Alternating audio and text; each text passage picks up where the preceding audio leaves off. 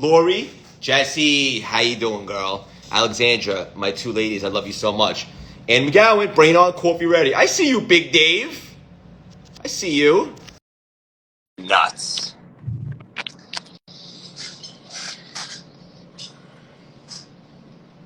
You ready for me? Yes. I love you so much, it's weird. It's weird. What are you smiling at? Let's get nuts. Where are you? I'm Big Bear up in the mountains. You notice anything different about me? You wearing a shirt? I'm sitting down. Oh, right. Me too. Me We're too. gonna do office hour vibes. Yeah. It's a good vibe, though. So, how's the foot? Did you hear the story or not? No, I didn't. Sorry. Yeah, so it turns out I forced an MRI because it wasn't getting better, and I don't actually have a sprained ligament. I actually have a tumor on the bottom of my foot.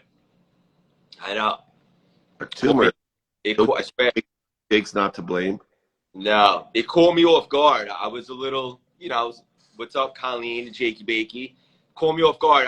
I let myself feel it for a day, and then the very next day it was tactics and techniques, and I went to two doctors. I have another one on Monday. The bottom line is, Big Dave, it has to get taken out. I'm very blessed with the refrain. Had it not been for that injury, I wouldn't have gotten an MRI, and we wouldn't have saw it. So here's what's going to happen. I want you to hold me accountable to this. We're going to do surgery next week. We're going to get that thing taken out. I'm going to be off my feet on crutches for a little bit. We're going to become a master of recovery. I'm going to embrace it.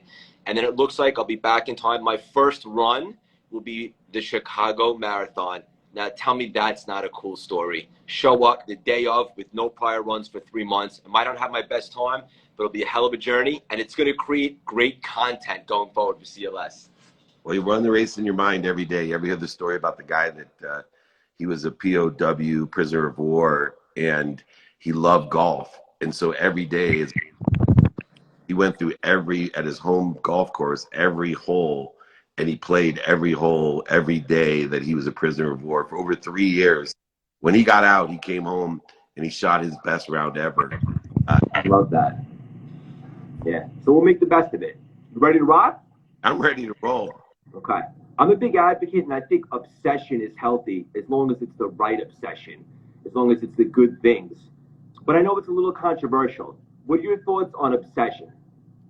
Well, I think in varying degrees, right? Your quantum nature, everyone has DNA. And within the context of your quantum being, what you've inherited from your grandparents, great-grandparents, parents, etc., even if you believe like me in past lives, well, everybody has personality traits that have been carried over. You have characteristics that have been. You also have obsessions and addictions that have been carried over. Now, the key to life is consistent, persistent pursuit. One of the ingredients is you have to be compulsive, be consistent and persistent. So I don't think it's anything but a necessity. I think where the nuance or the argument comes in is that people don't gear their obsessions towards positive behavior because obsessions work in negative behavior's favor. What do I mean by that? That when you have an obsession that's negative, you don't see the results until farther down the line. When you have a positive obsession, you don't see results until farther down the line. Why is that such an important distinction? Because when we are creating positive behaviors or positive obsessions, we expect things quickly. When we have negative behavior and negative obsessions, we don't expect to have negative results ever. So if you're drinking and using drugs, it takes about 90% of the usage to eventually see some sort of result that you don't want. If you're doing something positive, the same thing. It takes about 90% of the effort to see any result. Now you can see why obsession is so crucial. To gear your obsessions towards positive behavior, negative behavior's favor. Ooh, my goodness, he's got gold today. Just because I'm sitting down doesn't mean you have any less energy. Woo! I love it. We'll do one more and then we'll bring on our special guest. In the meantime, let's engage with the audience a little bit. We need a good nickname for the beautiful and amazing Heather nickname. Someone drop in the comments a great adjective that starts with the letter H. Dave, when I come visit you, I call her, she's honest, Heather. I know you don't have the heart H sound, but she's the most honest, you know. Fair enough. When I come visit you, aside the many things of the reason that I'm obsessed with you, one of the things that I see that you do so well is be a leader for your amazing team. Talk about what that means to you and how important it is to build a very successful empire. Yeah, well, you need a culture, right? So you have to know your own values and make sure that you articulate like an alligator those values to your team, and then give them the daily practices in order to effectuate those values. You also have to be an intelligent follower, meaning that everybody needs different things. Just like being a parent, everybody needs different things, and you need to make sure that you're pushing people who can be pushed. You're giving positive reinforcement to those that you also are perturbating people. You should read Marshall Thurber's Social Deviance. And the concept of perturbation is there's certain things, and I don't know if you're on set yet, but at the very beginning, we were not staying on time. And you had people like Cameron Diaz and Tillman Fertitta waiting, right? And that's not why I have them on my show. I have them on the show so they, like you, will come on the show and say, oh my God, I want to go back. They're so professional. They're dialed in. So I perturbated everyone, right? I purposely raised my voice. Jakey Bakey was the victim of the perturbation, but he's already given me permission to perturbate him because I ask him all the time, if it's hard, right? Because I'm a mentor, I'm a coach. I'm supposed to bring the most out of Jakey Bakey, but I sometimes will perturbate quietly, but a lot of times I'll do it loudly so that those people that don't want or need the negative perturbation, you know, like, we got to be on time. Make sure you tell me what time it is, what time it starts, what time it's supposed to be. You know, everybody's hearing it. And through the explanation loudly, everybody gets the message. And you know what? We got so many compliments for how professional and efficient and productive our group was, from those great names, you know, from Apollo Ono to Vivek, the owner of Sacramento Kings, to, you know, Ed, you know, not Ed, all your boys, Clinton and Ja Rule and Jay, all the guys that you love. Anyway.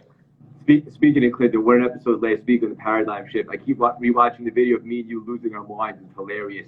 But just to attest to what you just said, I agree with everything, and that starts at the top, which is you. And just seeing you around your squad, like Colleen, Jakey Bakey, Justin, Mike, Jesus, and all of them, the way that they listen to you and respect you is a credit to how you communicate with them. And sometimes I'm sure you give them constructive criticism, but you do it in a way that makes them want to get better and improve. So kudos to you. You know, most of the time people watch you. So like your children and your employees, they'll watch you and they'll give you more credibility, a lot more slack. If you're if you're the guy taking the trash, if you're the one in, the last one to leave, those are the things that make the difference. 100%. Let's bring on the headstrong, healthy, hungry Heather Monahan. And for the audience, we're going to start engaging. We're going to take one question from the audience at the end. So please ask a good question. We'll pin it to the bottom, and we will answer it. Oh, we're getting Heather on right now. She's definitely going to come in firing on all cylinders. Yeah! Hi, guys. There she is. Wait, did you get my text? I'm like, I'm a disaster, but I will be there. Why are you a disaster? Okay, because I just listened to Dave go on a rant about, like, no alcohol, no drugs. Well, last night, I never go out, you guys, ever. I'm so lame. I went out last night. Two of my best friends from Worcester, Mass, flew in. I mean, I hung out with them when I was 14, right? They're at the one hotel right down the street, and we hung out for 4 hours last night, and I am a hot mess right now. You were going in? Oh, it was, but you know what was so cool? Like, and this is why, Dave, I'll say, like, I disagree with you. I'm glad I went and did that last night. Here's why. That's so out of the norm for me, right? Like, I don't party. I used to when I was younger, but not now. Like, I don't party all the time and stuff like that. However, I walked in there. They were already a hot mess. And the minute they saw me, one of my dearest friends said to me, "Why are you single?" And no one talks to me like that, right? Like, it was kind of like a cool moment that no one would ever say that to me. And he made me, like, pump the brakes and say, I don't know. And he's like, no, we need to get into this right now, Heather. And I'm like, all right, order me a wine. Let's go. And we got into this whole conversation that we would have never had if they weren't a complete disaster. So it all worked out. Don't misinterpret me. We were talking about obsessions though. So I visit places. I just don't live there anymore. So I haven't quit partying. I just like to visit there for that. It's the same reason I like hallucinogens, right? I like to visit a mindset that I can go revisit without the drugs. But I do like to participate in mushrooms. I'm going to do ayahuasca because it's for me. So. That scares me. I'm afraid for you. Like, I want to talk to you about that because that's scary. We'll have a 3-way conversation with my shaman, you and me, so we can discuss the fears. I'm afraid. Let's dive right in. You guys ready for me? No.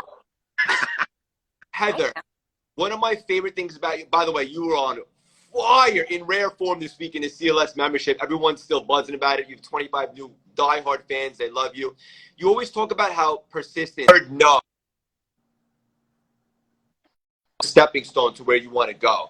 Do you personally associate pleasure to the word no? No, no one wants to be told no. Are you mental? Like, no. However, my whole life, like I've been in sales since I was 10 years old and I had a paper route, right? People told me, no, I don't want you to deliver a paper, but that can't stop you, right? The thing is, life is about sales, number one. Whether you realize or not, you're in sales. Everyone is in sales. In any exchange, you are either sold or you're selling someone else. So when you start embracing that, right, and like, oh, okay, this is just part of the process. No is part of the process. I don't like being told no. I wish in my life, everyone told me yes every day. They don't. And it's sad. They should. However, they don't. And so you have to embrace it like, oh, this is part of the process to get me to the one yes and stay focused on the yes. Love that. Get her, Dave. Get her. No, I told you she's just honest, Heather. Anyway, for me, I don't like no at all, but it is an indicator to me that I have a better place to be. So Steve Hertz wrote a book, Don't Take Yes for an Answer, which evolves from being an agent, that if you continually hear yes, you're not pressing them or being more interested to find where you can get better to a better situation, et cetera. I hate no. And the reason I hate no is that means I got a lot of work to do in order to figure out a better situation, a better place to be. But I do know that when I receive no, that I'm one step closer to being better. And I love no for that reason, that I know I'm one step closer to getting better, but I hate hearing it. Understood. Get her, Dave. Ask her one. Oh my gosh. So the reason I love Heather is it's the whole basis why and how I teach people to build their brand is she knows her frequency. And I think it's funny that people ask, why are you single? Because I asked myself the same thing, and I thought it was just a conscious choice that, you know what, I don't need anyone else to be with. I'll just visit there when I want to visit there. I don't want to, right? I just figured that because Heather knows her frequency. How long did it take you, Heather, to find your frequency where you were okay with people loving you and people hating what you say, or, you're not in the middle, you're not water, right? You're like this beautiful tasting wine that some people are like, this is the best wine ever, or, you know what, I don't like that wine. And it took me a long, long time. When I met you the first time, I'm like, I want to be like her. Like, I'm such a wimp. She's so frequency based. This is the person, she like straight up just calls it like it is. And she is who she is. And I know you can still be more and reveal more, but how do you do that, and how long did it take? Oh, you're so sweet. Like, first of all, I just want to say for everyone, this is just straight up truth. Like, when I went to Dave's office, the first time I met him, what he was just referencing, like, there is a vibe there, like with Jake and those are my people. Like, immediately, you're in your, like, and it goes to what Dave always talks about frequency and whatnot, and like energy. And I don't know, I walked in there and I just felt at home. Like, I knew everyone there had my back. Like, I felt so positive.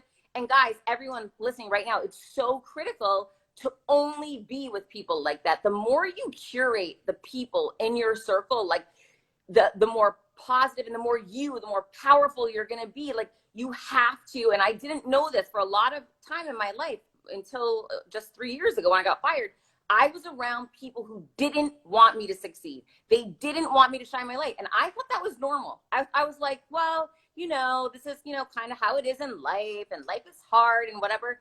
And listen, my life is still hard. I'm not saying it's easy, but I make different choices today, right? Like I choose to be around people like Dave and Craig that like have my back and would do anything for me. And like the energy is like on point. And I just think that the biggest change I made in my life was getting rid of those people who didn't genuinely support. Because some people will be like, oh yeah, I'm like, I'm cheering you on, but they're full of it and they're not. And those are the people. Get rid of those people in your life. And the sooner you get rid of negative type, like people who really aren't in your, you know, they don't really have your back, the more you're going to start stepping into your power, your frequency, as Dave says. I love that. And Dave, were you about to say something? Yeah, I was going to say it's a really important point too, Heather, that you make, that is one of the extended ways that I evaluate frequency is that, you know, if I'm talking to someone, you know, we share a good friend like Jason Waller, and he like goes off to me about bragging about Heather. And at the very beginning, because I was deciding whether or not, you know, because he comes across a little differently with his brand, like Craig, you know, I want to be my Ed McMahon, my ride or die on office hours. And he just bragged about how much he loves Heather and this about Heather. And I'm like, okay. He has the same frequency, where I had another guy come out, and there's a person, I won't mention their name, they're just not on the same vibration that I am. They're a lower frequency. And we went to dinner, and he said, what do you think about so? I said, I don't think about them. That's usually my positive line of saying they're not on my frequency. Yeah. I'm not going to give them any energy. And he goes, and he berate. He goes, I don't like to say negative things, but you know, this. And I'm like, I love this guy. He doesn't want to be around that energy either. So I think it's important you can use other people as an indicator of the frequency to allow them into that circle so that you can elevate yourself by elevating them as well. And David Nurse is one of those people, like, he's just a random person that popped in my life. And just like what you're saying with Jason Waller, I'm like obsessed with his energy, obsessed with him. And immediately we started talking about you and Jason and like all these people we have in this commonality of like good people stick together. You guys are the best. I'm going to take a quote from Heather's first book. And one of the reasons why I love you two so much is because, number one, you guys are my friends. Like, you're my new people, like, in my new life, this version of Craig. But also, I'm such huge fans of you guys, and I respect you. This version of Craig wears a shirt now, Heather. Thank God for that. Nicely done, David. Wait, tell her why I'm wearing one. Tell her why I'm wearing one. Because you don't want to embarrass me? Because you suggested. What I was going to say is, not only do I love you guys, but I respect you so much. I read Heather's first book, and she talks about every single day, she gives herself one new challenge. I want to put both of you on the spot right now. I want you guys to tell the audience what your number one challenge is for today. That's easy for me. I have 5 daily practices, and I forget every goddamn lesson I've ever learned, including gratitude. So I challenge myself every day to execute on what I know, what I've learned. And to do that, I pray for 10 people that I can help and 10 people that can help me. Like, you make me look bad. Like, what the heck? Oh, possible. Even if you took off your hat, I'm not going to make you look bad. Listen, that's like, I don't know, you're at another level, like goals. Okay. So that's why I surround myself with people ahead of me, you know, so I have something to strive for. Truly, like, I mean this, guys. Because this is what I'm thinking, which is going to make everyone laugh. I'm like, okay, what my one goal would be for today is based off of last night, like being with my besties from home and like having them call me out. I'm like, this is what I was thinking about today. This is so selfish and like lame, but I'm like, should I go on a dating app? Like, should I like push myself out there to start dating people? This is the personal challenge. And I'm not kidding. Like, this is really what I've been thinking about all morning, because I don't think things happen by chance. Like, that conversation happened for a reason last night, right? Like they're pushing me into a situation I need to push myself into that I haven't yet. And then also, P.S., I don't have the best relationship with my mother from my childhood, whatever. My mom sent me a text that she's coming into town. And my son's at camp right now for 2 more weeks. And I have a call with him every morning for 30 minutes at 8:30 a.m. And I'm on the phone with him this morning. And he's like, what's going on? And I'm like, I'm posting this morning to tell you something. And he's like, what? I'm like, I am going to dinner with your grandmother and you're not going to be here and it's happening Monday. And he's like, oh, Mom, how are you doing that? I'm like, because I want to show up as a person I want you to be when you grow up. And this is the right thing to do. It's not the easy thing to do, but I'm going to do it. And I like felt so proud of myself after I got off the call, because I always, and David, you know this, like we want to be the people we want our kids to be. And oftentimes I make the wrong decision. You know, like I don't do everything perfect. But this morning I felt like I'm so proud of me. Like I did the right thing, and I'm going to go to the dinner, even though it's not easy, because I want to show up. And that is a challenge. Like I want to show up and be the person I want him to be when he grows up. Let me give you some super Meltzer mentoring, because this changed my life with my relationship with my mom. It's the best advice I give to anyone that's a child. Your parents only want 4 things from you. Although they project themselves in different ways and tell you different ways of doing it, they only want 4 things. So every day I call, text, or email my mom every day without missing. And I tell her 4 things. Mom, I just want you to know that I'm healthy. 2, Mom, I am so happy. 3, I appreciate you for that. And 4, I love you. Those 4 things, I get choked up saying them because they change. My mom stopped giving me BS to do. Like she would say, you got to come down here and fix my screen door. I'm like, I'll hire someone to no, you got to do it. And I couldn't understand what was going on. Once she became secure in the fact how happy I am and healthy and how much I appreciate her, meaning she added so much value to my life that I am happy and healthy, and I do love her. And of course, forgiveness is always in my heart when it comes to parents, and we have to forgive ourselves too. But if you can just start that practice, you know, it will change the energy in the relationship in such a way that you will be calling me and thanking me. But you know, like, Dave, sometimes it's hard to forgive. It's not like, I wish it was just like I flip a switch and then I want to do that, but it's like I still hold on to, you know, upset and pain, and it's like it's a process. Let it go. Yeah. And in regards to the single stuff, I just want you to know personally, I think you're the best catch there is in the world. I do too. Don't let those people get in your head too much. It's one thing to put yourself out there, but don't settle. You are very special, and you deserve absolutely the best. Thank you. Thank you. I agree. I wish I had any friends that were quality. I'd introduce you to them. Same. I want you guys to have the best weekend ever. You want to leave the audience with one final gem? Always be kind to your future self and do good deeds. Life is not that difficult. Have fun and enjoy yourself. I love both of you. Heather, special kiss for you. Love you guys. My phone's dropping. Love you guys. Have an amazing weekend. Bye, guys. Bye, Heather. Too much fun. Paradigm Shift episode 18 in the books. All right. You guys heard the story.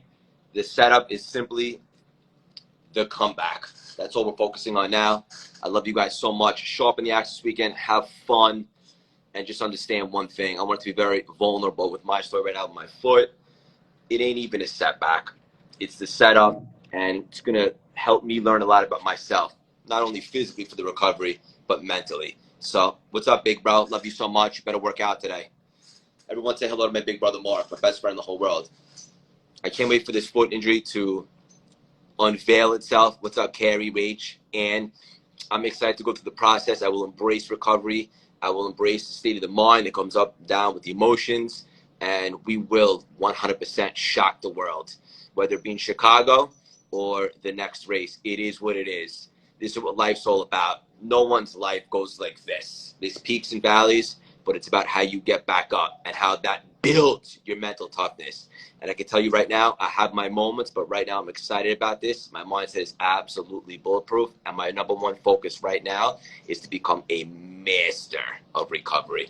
I love you all so much. Look yourselves in the mirror before you start the day and say, why not you? Big Dave Santa, love you. Love you all so much. And if you're not in the CLS membership already, what are you waiting for? Heather was just a guest speaker this week. Love you guys.